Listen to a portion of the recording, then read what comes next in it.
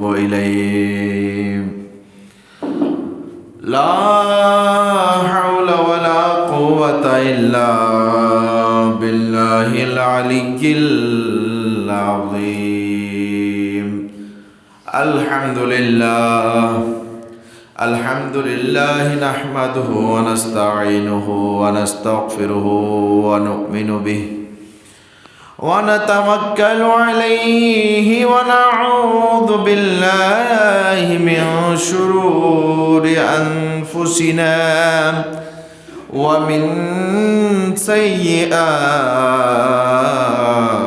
أعمالنا من يهده الله فلا مضل له ومن يضلله فلا هادي له ونشهد أن سيدنا وكريمنا ورؤوفنا ورحيمنا وغوثنا وغياثنا ومغيثنا ومطلوبنا ومأوانا تعظيما له وتوقيرا وعلى آله وأصحابه وأهل بيته وشهداء محبته وعلينا معهم أجمعين أما بعد فقد قال الله تعالى في شأن حبيبه ومحبوبه ومعشوقه مخبرا وآمرا أعوذ بالله من الشيطان الرجيم بسم الله الرحمن الرحيم إن الله وملائكته يصلون على النبي يا أيها الذين آمنوا صلوا عليه وسلموا تسليما صلى الله على سيدنا محمد وآله وسلم صلى الله على سيدنا محمد وآله صلي على رسولنا صلي على محمد صلي على كريمنا صلي वो जो न थे तो कुछ न था वो जो न हो तो कुछ न हो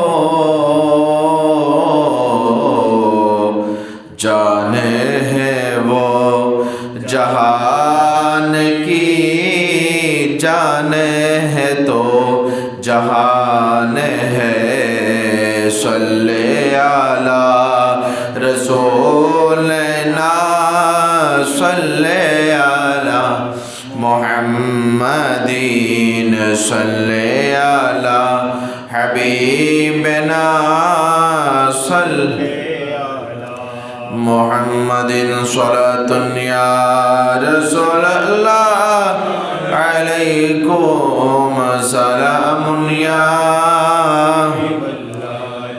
रहमत कुन नजर बर हाल ज़ारम या रसूल अल्लाह गरीबम बेनयायम खाक सारम या रसूल अल्लाह सलातुन या रसूल अल्लाह अलैकुम سلام يا وصلى الله على نور كزو شد نورها پیدا زمین آزیو حب ساکن فلک درش کیوں شیدا صلاة یا رسول علیکم سلام یا ندارم جز تم الجائے ندارم جز تم آوائے توئی خود ساز و سامانم آگثنی یا رسول اللہ صلاة یا رسول اللہ علیکم سلام جہاں بھی ہو وہیں سے دو صدا سرکار سنتے ہیں جہاں بھی ہو وہیں سے دو صدا سرکار سنتے ہیں سر آئی نہ سنتے ہیں پس دیوار سنتے ہیں میری ہر سانس ان کی آہٹوں کے ساتھ چلتی ہے میری ہر سانس ان کی آہٹوں کے ساتھ چلتی ہے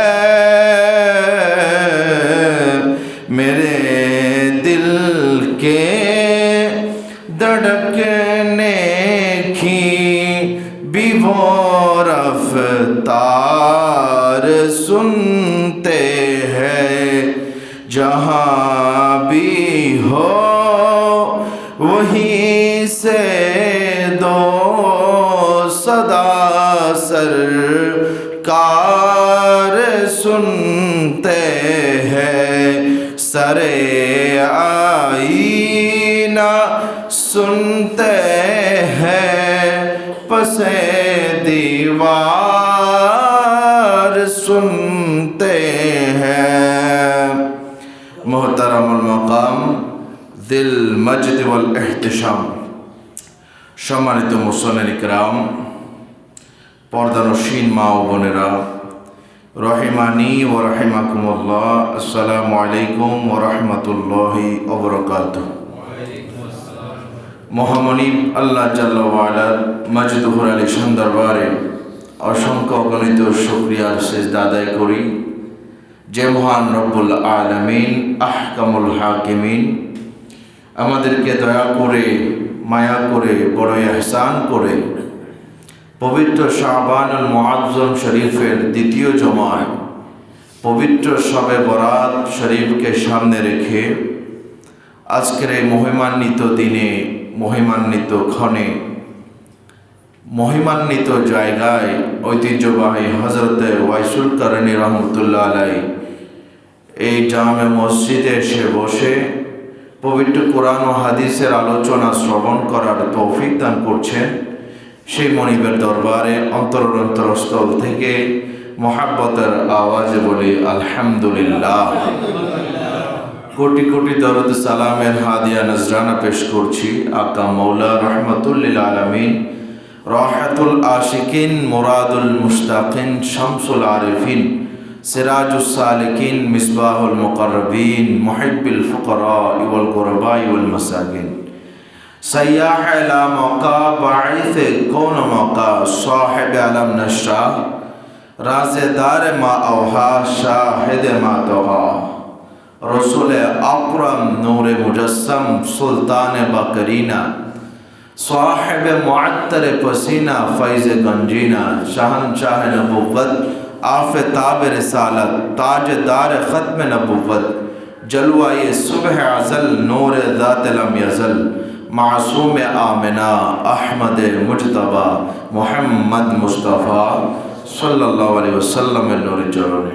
সম্মানিত উপস্থিতি, আমরা সকলেই অবগত আছি যে আমরা শবে বরাত শরীফ আগামী মঙ্গলবার দিবাগত রাত, সেই শবে বরাতকে সামনে নিয়ে আমাদের এবং এরপরে রমাদান, এই দুইটি মহিমান্বিত সময়গুলোকে সামনে নিয়ে আমাদের প্রস্তুতির জন্য আমরা কি করতে পারি তারই আলোকে আজকের আমার আলোচনার বিষয় হবে আমলের সংখ্যা নয়, আমলের মান। বাহ্যিক ইবাদত নয়, অন্তরের অবস্থা। লোকচক্ষু নয়, আল্লাহর দরবার। এই বিষয়টাকে সামনে নিয়ে আজকে আমরা আলোচনা করব। আল্লাহ পাক আমাদেরকে হেদায়েতের দৃষ্টিতে যেন দেখে আমাদের কলবকে যেন আমরা আলোকিত করতে পারি। আল্লাহ পাক সকলকে কবুল করুন, সবাই বলে আমিন।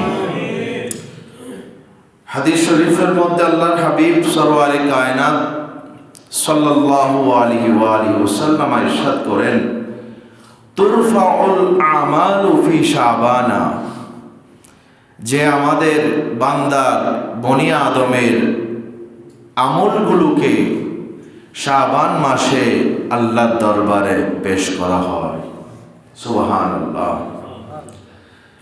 তো এই আমল যে আমরা, আমাদের আমলগুলো যে আল্লাহর দরবারে উপস্থাপিত হবে, সে আমল আল্লাহ কোন ধরনের আমল চান, কোন মানের আমল চান, কোন ধরনের ইবাদত চান, কোন ধরনের কলব চান, কোন ধরনের অন্তরের মহব্বত চান, এটাই হচ্ছে মুখ্য বিষয়। যে আমরা যেহেতু এই মাসের মধ্যে আমল আল্লাহর দরবারে উপস্থাপিত হবে, আমাদের করণীয় কি? তো আমি সেই জন্য বিষয় নির্বাচন করেছি আমলের সংখ্যা নয়, আমলের মান। অর্থাৎ একটি বিষয় হচ্ছে কোয়ান্টিটি, আরেকটি হচ্ছে কোয়ালিটি। আমরা সব সময় কি কোয়ান্টিটি দেখি নাকি কোয়ালিটি দেখি? কোয়ালিটি দেখি। তাই কোয়ান্টিটি মানে হচ্ছে পরিমাণ, হাজার হাজার লক্ষ লক্ষ অসংখ্য ইবাদত সিজদা দিতে দিতে কপালের দাগ বসিয়ে দিয়েছেন। আরেকটা হচ্ছে আমল কম কিন্তু পরিমাণে কম, কিন্তু ওটা ওই হাজার ইবাদতের চেয়ে আরো পাওয়ারফুল। সুবহানাল্লাহ। আমরা অনেক সময় দেখি আমলের কোনো বিষয়, কোনো জিনিসপত্র খারাপ বেশি, এর চেয়েও খারাপ বেশি কম মূল্যে না নিয়ে অল্প দাম বেশি ওটা নেই আমরা। কেন? শরীরের স্বাস্থ্যের ভালোর জন্য। পচা জিনিস, ময়লা জিনিস, 2 নম্বর জিনিস খেলে শরীরে আমাদের কি হবে? রোগ বেড়ে যাবে। জানের ভয়ে আমরা নিজেদের জন্য নেই না, পরিবার আওলাদ পর্যন্ত পরিবার পরিজনের জন্য ওই খারাপ জিনিসগুলো কিনি না। কেন? যেন এটা আমরা সুস্বাস্থ্য, জানের ভয়। তো জানের চেয়েও যেটা 1000 গুণ শ্রেষ্ঠ সেটা হচ্ছে ঈমান। সুবহানাল্লাহ। আপনি এখন মারা গেলেন, আপনার লাশ কয় ঘন্টা রাখা যাবে? 3 ঘন্টা। বেশি অসুস্থ হলে ফুলে গেলে পেট, সাথে সাথে তাড়াতাড়ি দিয়ে দেন, এখানে বেশি। এখন আপনার পরিবার পরিজন, আপনার আপন, আপনার কাছে আর ভাত খাই না, খাওয়ার দাওয়ার নাই, কিছুই নাই, কিন্তু মারা যান। দ্রুত কিভাবে গোসল, এটা করণীয়। আল্লাহর হাবিব সাল্লাল্লাহু আলাইহি ওয়াসাল্লামেরও নির্দেশ যে তোমরা ময়্যতকে তাড়াতাড়ি দাফন দিয়ে যত তাড়াতাড়ি সম্ভব তাকে কবরস্থ করো, এটাই তার জন্য ভালো। কেন? তাহলে আমরা মারা গেলে, এখন মারা গেলে আমাদের শরীরের 2 পয়সার দাম নাই, কিভাবে আমাদেরকে কবরস্থ করবে? লাশ। তখন আর আপনি অমুক তমুক কিছুই নাই, আপনার নাম, আপনি ময়্যত, মৃত ব্যক্তির লাশ। জীবন থাকতেই অনেক কিছু, অনেক যশ খ্যাতি ছিল আপনার, কিন্তু ইন্তেকালের পর আপনি একটা লাশ ছাড়া আর কিছুই নয়। তো কি করণীয়? আপনাকে কবরস্থ করবে। তার মানে ওই শরীর যেটা মাত্র মরে যাওয়ার পর বেশিক্ষণ রাখাও যায় না, এটার জন্য আমরা কত সচেতন, ভালো ভালো জিনিস খাই, ভালো ভালো জিনিস পড়ি, ভালো পরিবেশে থাকার চেষ্টা করি, কত কি না করি শরীরের এই খোরাকের জন্য। কিন্তু রুহানি একটা খোরাক আছে, রুহানি আপনার খাওয়ার আছে, ওটার জন্য আমাদেরও যেভাবে শরীরের জন্য করছি, যেহেতু শরীরের চেয়েও আপনি মারা যাওয়ার পর যেটা চিন্তা থাকে সেটা হচ্ছে ঈমান। সুবহানাল্লাহ। মারা গেলে তো লাশ, কিন্তু ঈমান থাকলে আপনার দাম বেড়ে যাবে, কবর আলোকিত হবে, নূরানি হবে, মাটি আপনার শরীরকে খাবে না। অসংখ্য ইতিহাস আসে, আপনারা দেখবেন অসংখ্য আল্লাহর ওলিরা মাজারের মধ্যে শত শত বছর পরও যখন কবর থেকে কোনো কারণে নাড়াতে হয় বা খুলে যায়, দেখা যায় যে কাফন, সেই কাফনে 1 ফোঁটা দাগও লাগে নাই। সুবহানাল্লাহ। এগুলো কারা? এরা হচ্ছে শরীরের চেয়েও ওই রুহানি খোরাক, ঈমানকে একটু তরবিয়ত দিয়েছে, ঈমানকে আলোকিত করেছে, আমলকে সুন্দরভাবে আল্লাহর দরবারে উপস্থাপনের ব্যবস্থা করেছেন। সেই ঈমান আমল, এই জন্য আমরা ইবাদত বেশি বেশি করব, কিন্তু ইবাদতের আগে আমাদের কলবকে ঠিক করতে হবে। কি করতে হবে? কলব ঠিক নাই, এই ইবাদত, এগুলো আনুষঙ্গিক, এগুলো আপনি আল্লাহর কাছে কিভাবে পাঠান আপনি চিন্তা করবেন। এই জন্য কলবের কিছু রোগ আছে, আমরা আমাদের রোগ জানি যে উপরের, ডায়াবেটিক, আলসার, ক্যান্সার, জ্বর যত আছে এগুলো হচ্ছে শরীরের রোগ, এগুলোকে বলা হচ্ছে প্রকাশ্য রোগ। বিতর্কত রুহানি কিছু আমরাদ আছে, রোগ আছে, রুহানি কিছু রোগ আছে। এগুলো থেকে যদি কলবকে পরিষ্কার করতে না পারেন, তাহলে আপনার ওই নামাজ, ইবাদত, বান্দেগীর কোনো মূল্য থাকবে না। তো কলবের এই রুহানি এই রোগগুলো কি? যেহেতু আমরা এখন বড় একটা, আমাদের সামনে একটা মেহমান আসছে, সেটা হচ্ছে রমজান মুবারক, ঠিক না? এটা মেহমান আল্লাহর পক্ষ থেকে আমাদের কাছে আসবে। কিভাবে আমরা রমজানকে কাটাবো, কিভাবে আমরা রমজানের ইবাদত করব?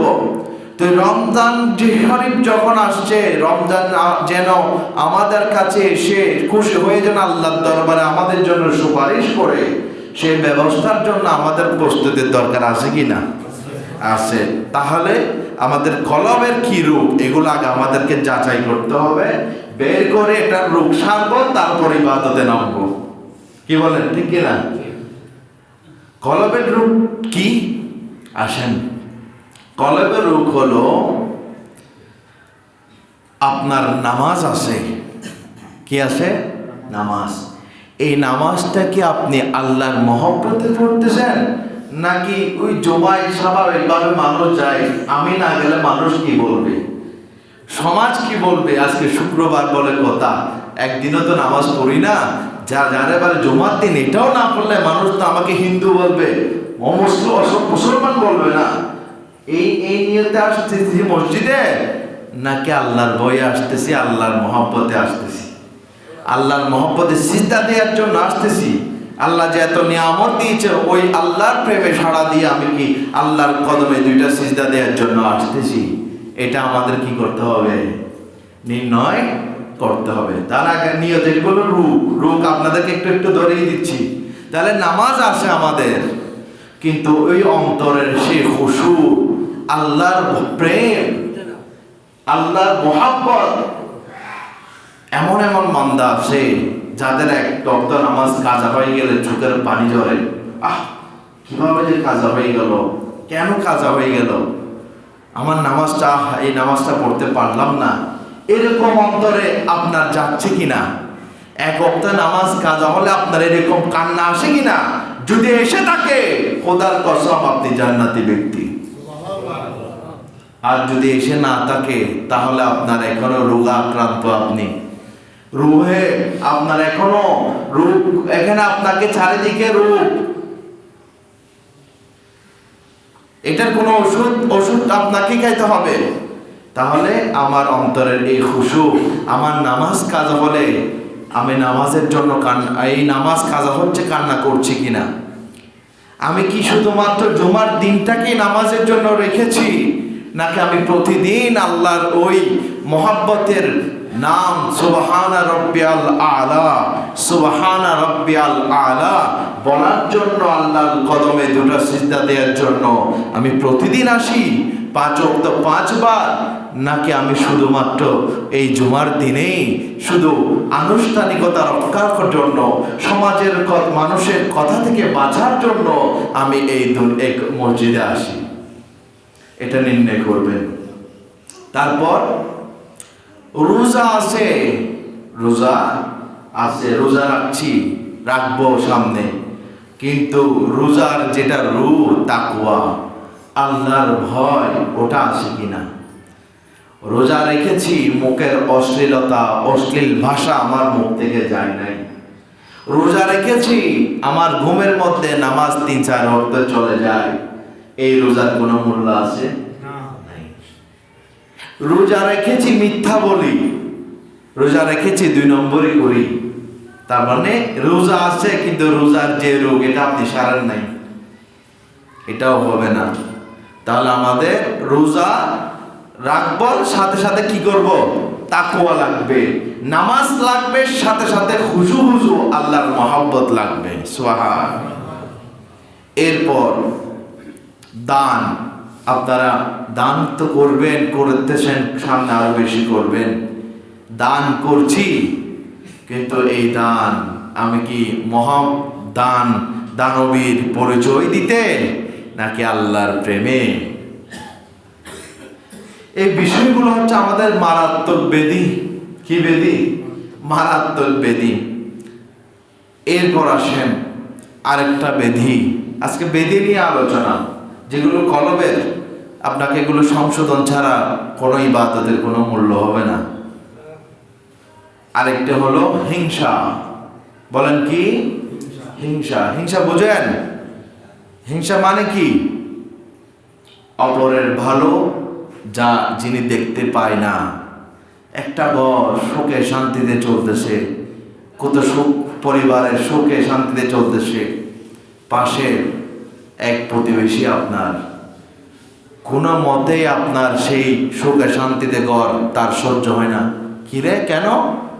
শুধু তার না খায় না, তার কিছু করে, তার সাথে কোনো সম্পর্কই নাই, কিন্তু তাদের উন্নতি তার সহ্য হয় না। কি করে? ওই লানতপ্রাপ্ত জায়গা, অভিশপ্ত জায়গা, মগা, জাদুঘরের ঘরে যায়, গিয়ে টাকা খরচ করে অন্যের ক্ষতির জন্য। আমি অবাক হই, মানুষ টাকা নিজের জন্য, নিজের পরিবারের জন্য খরচ করে, এমন কিছু অকাল কুষ্মাণ্ড অপদার্থ এই খোদার জমিনে আসে, যারা টাকা খরচ করে শুধু তাকে ক্ষতি, অন্যের ক্ষতি করার জন্য। আছে কি না? কিরে বাবা, তোর টাকা, এই টাকাগুলো পরিবার পরিচালনা খরচ কর না, ওর ক্ষতি দেখেই আমি ছাড়বো। তাহলে এই লানতপ্রাপ্ত জায়গায় যারা যায়, সবে বরাতের রাত তো 5টা রাতের মতো অন্যতম রাত, যেখানে আল্লাহ সব গুনাহ মাফ করে দেন, কিছু কিছু কিছু ব্যক্তির গুনাহ আল্লাহ মাফ করবেন না, যারা রেগুলার ওই জাদুঘরের দরবারে যায়, জাদুঘরের কাছে গিয়ে মানুষের ক্ষতি করে, মানুষের কি করে, তাদেরকে মুশাহিন সাহের বলা হয় হাদিসের ভাষা। সাহের, জাদুকর, অপদার্থ, মালউন, অভিশপ্ত এরা। তাহলে অন্যের আপনার থেকে বলার দরকার ছিল, এই মুসলমান ভাই সুখে শান্তিতে থাকতেছে, আল্লাহ আমাকেও ওর মতো আরো বেশি দাও। যে আল্লাহ তাকে সুখে করতে পেরেছেন, তো আপনাকে আমাকে কি সুখী করতে পারবেন না? এই বিশ্বাস নাই যে তো আমি অন্যের ক্ষতি করতেছি। যদি আমার এই খালেস বিশ্বাস থাকতো, এ আল্লাহ ওনাকে দিয়েছে আমাকেও দাও, আল্লাহ কেন দিবেন না? এটা জায়েজ, এটার জন্য দোয়া করেন, কিন্তু ওইটা ও পেয়েছে কেন পাবে, ওরটা নষ্ট করেন। তাহলে এই হিংসা, হাদিস শরীফের মধ্যে আল্লাহ রাসূল সাল্লাল্লাহু আলাইহি ওয়াসাল্লাম ইরশাদ করেন, ইন্নাল হাসাদা ইয়াকুলুল হাসানাত কামা তাকুলুন নারু আল হাতাওয়া। বলে এই হিংসাটা ভালো ভালো আমলগুলোকে এমন ভাবে ভক্ষণ খেয়ে ফেলে, যেভাবে শুকনা লাকড়িকে যখন আপনি আগুনে দিবেন দ্রুত যেভাবে জ্বলে পুড়ে ছাই হয়ে যায়, ঠিক তেমনি ভাবে আপনি আপনার হিংসার কারণে আপনার আমলগুলোকে জ্বালিয়ে পুড়িয়ে ছাই করে দিচ্ছেন। উচ্চ আওয়াজে বলুন না নাউজুবিল্লাহ। তাহলে আমাদের কলবের অন্যতম একটা ব্যাধি, অপ্রকাশ্য অন্যতম একটি রূপ, সেটার নাম কি বলেন? হিংসা। এই হিংসা অন্তর থেকে পরিষ্কার করে ফেলতে হবে। এরপর দ্বিতীয় রূপ, আরেকটি রূপ, সেটা হচ্ছে শাহনা। শাহনা মানে হচ্ছে বিদ্বেষ। একটা হিংসা আর একটা হচ্ছে বিদ্বেষ। বিদ্বেষ কি? বিদ্বেষ হয় যে মানে অন্তরের মধ্যে খুব রাখা এক মুসলমান অপর মুসলমান ভাইয়ের উপর খুব খুব বিদ্বেষ রাখা। আজকে আমাদের দেশের মধ্যে যে হতাহত খুন খারাপি হয়, ওই এই শাহানা বিদ্বেষের কারণেই হচ্ছে। ক্ষোভের কারণে আমরা কথায় কথায় এখন মানুষ মারি। একটা প্রাণীকে জবাই করতে আমরা অনেক চিন্তা করে, আমাদের খারাপ লাগে, আর মানুষকে দিন দুপুরে আমরা জবাই করে দিচ্ছি। মানুষের মনুষ্যত্ববোধ আজকে এমনভাবে পদদলিত হয়ে গিয়েছে। আল্লাহ হেফাজত করুন, সবাই বলে আমিন। তারপর আরেকটি হচ্ছে তৃতীয় আরেকটি কলবের বেদির নাম হচ্ছে রিয়া। রিয়া রিয়া মানে হচ্ছে লোক দেখানো ইবাদত, মানুষকে দেখানোর জন্য কাজ করা। আমি ইবাদত করব কাকে দেখানোর জন্য? আল্লাহকে। মানুষকে দেখানোর জন্য কোনো ইবাদতই করবেন না আল্লাহর ওয়াস্তে, এগুলো আল্লাহর দরবারে কবুল হবে না। আল্লাহ রাব্বুল আলামিন সূরা মাউনের মধ্যে শরীফের মধ্যে বলেন, ওয়াইলুল লিল মুসাল্লিন আল্লাযীনা হুম ফি সালাতিহিম সাহুন ওয়াল্লাযীনা হুম ইউরাউন। যারা মানুষকে দেখানোর জন্য ইবাদত করে তাদের জন্য ধ্বংস অনিবার্য।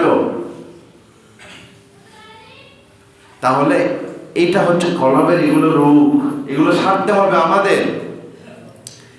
এরপর আরেকটি হচ্ছে কিবির, হাদিসের ভাষায় কিবির। আল্লাহ রাসূল সাল্লাল্লাহু আলাইহি ওয়াসাল্লাম ইরশাদ করেন অহংকার।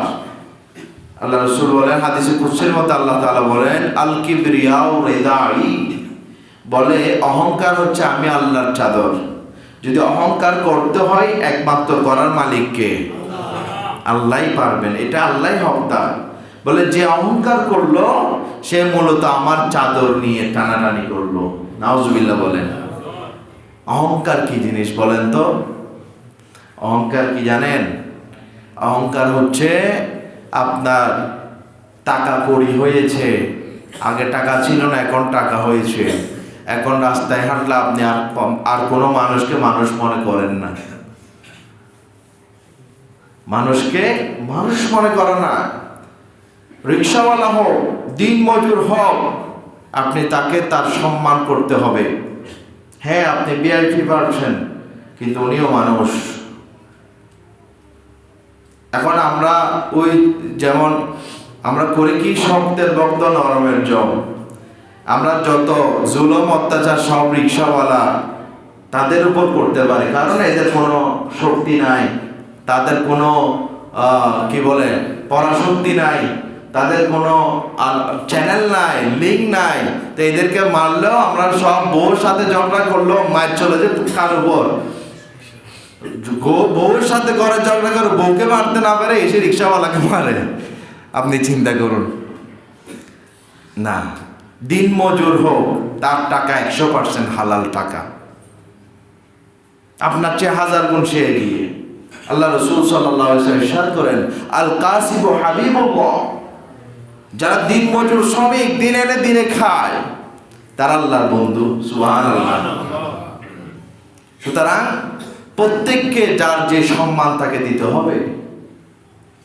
আপনি রিক্সাওয়ালা টাকার যে ভাড়া, আপনি খুশি হয়ে আরো 10 টাকা বাড়াই দিবেন, যেটা প্রাপ্ত সেটা তো দেন না, আরো তাকে মাইর দেন।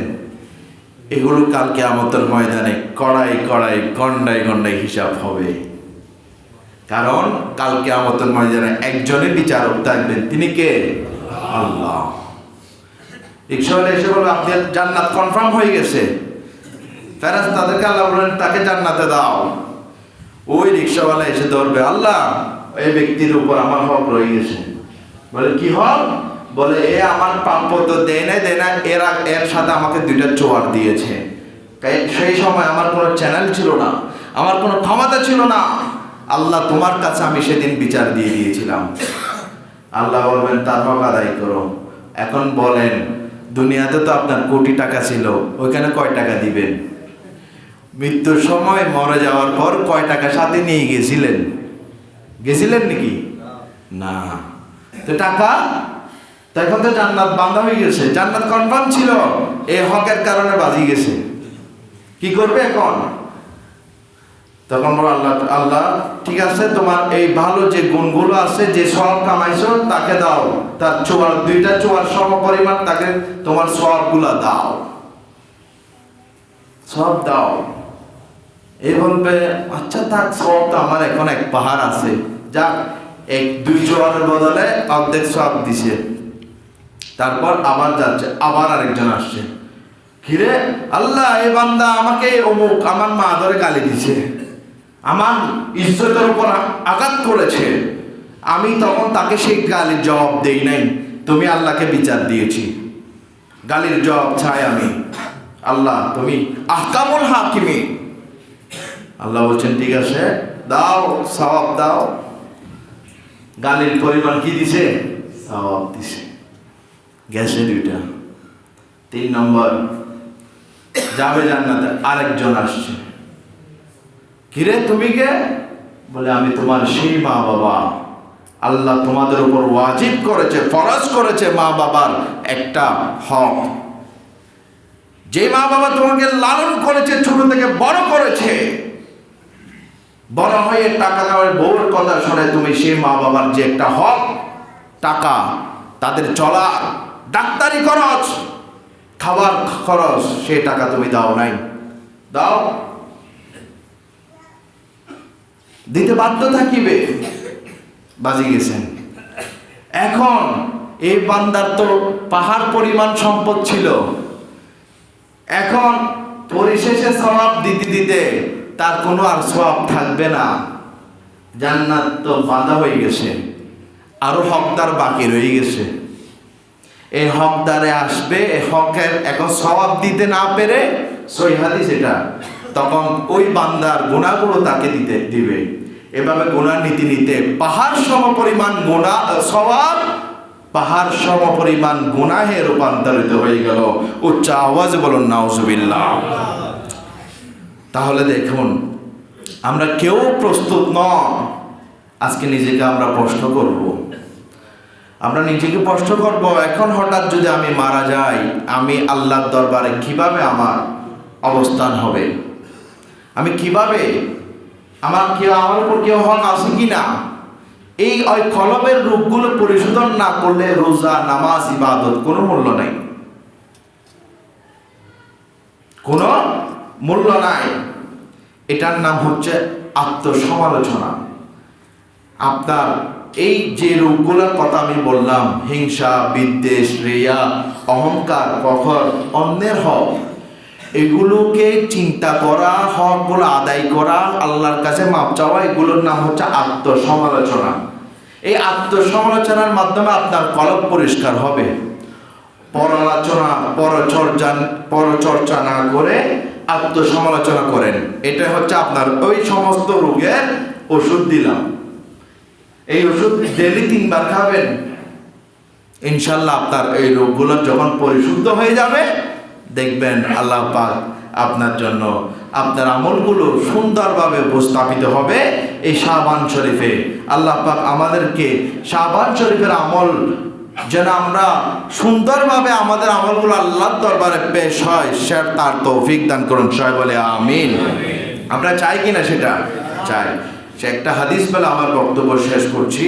আল্লাহর হাবিব আজকের খুতবার মধ্যে এসেছে, এই শাবান শরীফ সামনে শবে বরাত এবং রমজান করিমকে সামনে নিয়ে আল্লাহ রাসূল ইরশাদ করেন, ক্বালা কানাল মুসলিমুনা ইযা দাখালা শাহরু শাবান, যখন শাবান মাস প্রবেশ করত, ইনকাব্বু আলাল মাসাহিব, তারা ওই নিজেদের আলমারির মধ্যে যে থাকের মধ্যে কোরআন শরীফ, ওই কোরআন শরীফকে তারা নিয়ে ফাকারাউহা, তারা কোরআন শরীফ পড়া শুরু করত। ও আখরাজু যাকাত আমওয়ালিহিম, তাদের নিজের আমওয়াল সম্পদের যাকাতগুলো তারা দেয়া শুরু করত, যেন মিসকিন, দরিদ্র, ফকিররা তারা রোজার জন্য কিছু কিনতে পারে। এবং এই সময় বেশি বেশি আল্লাহর জন্য, আল্লাহর কাছে দোয়া করতে চেয়েছে, নিজের জন্য, পরিবারের জন্য, মৃত মা বাবার জন্য। আমরা সেই রকম দোয়া করতে চাই কি না? করবো কি না? এই জন্য যদি করতেই চান, শাবান মাসের ইবাদত যদি কবুল করাতে চান, তাহলে আগামী আমাদের মঙ্গলবার দিবাগত রাত শবে বরাত সম্মানের সাথে, মহিমান্বিতের সাথে এই মসজিদের মধ্যে আদায় হবে। এখানে আমাদের নফল ইবাদত হবে, নামাজ, ইবাদত, বন্দেগীর আলোচনা হবে, তাকরির, বায়ানাত, মিলাদ, কিয়াম, সব কিছু ইনশাল্লাহ আগামী মঙ্গলবার দিবাগত রাত হবে শবে বরাত। সুতরাং আপনাদের দাওয়াত রইল, আপনারা সকলে আসবেন। এবং সেই উপলক্ষে আমরা, যেহেতু এটা খুশির দিন, শাবান হচ্ছে খুশির দিন। কেন?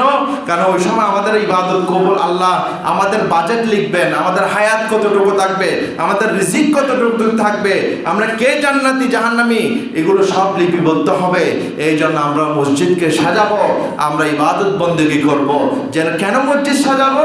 কারণ হচ্ছে যেন এলাকার ছোট বাচ্চারা যেন বুঝতে পারে যে আমাদের একটা শবে বরাত আছে। সুবহানাল্লাহ। এই জন্য আমরা সকলেই আপনাদেরকে আরজ থাকবে, আপনারা শরীক শামিল হবেন। শবে বরাত উপলক্ষে সকলকে আমি অনুরোধ করব, আপনারা দানের পরিমাণ বাড়িয়ে দেন এবং